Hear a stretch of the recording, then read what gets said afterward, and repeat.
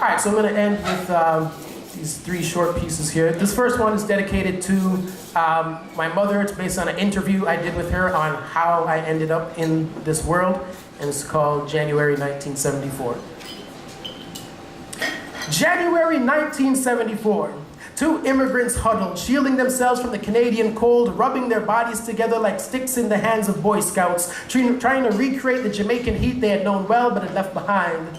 Paradise was now just a memory, tucked into that space behind the eyes, replaced by a reality of snows they skated on thin ice as they tried to find this new life they'd been promised and heard so much about. Nights of heat-seeking planted a bun in the oven. By the third trimester, an engagement ring came as they counted down to month number 9. Each October morning was greeted with a case of nerves as they anticipated whether or not this would be the day. 2 weeks came and passed. On a Monday, they congregated with potential grandparents to eat, talk, laugh, and give thanks to the Savior. Later that night, what might have been gas turned out to be labor, relatively painless. 2 hours later, the two who had given up their son were given a new one, their first, born on a Tuesday. I was the immigrant's dream. My mom was a hot girl in the 70s, but having me made her lukewarm as she stretched from a size 7 to a 14 to accommodate my potential, so I always try to live up to it. Humbled by the sacrifices made by 21-year-old kids, I am the immigrant's dream. Cut from the same cloth, just another part of the quilt, so everything that I build is built on their backs. I take no steps forward without looking back. I keep my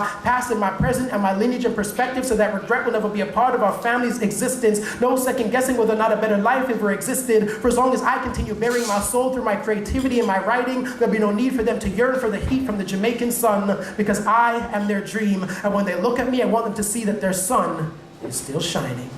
Thank you.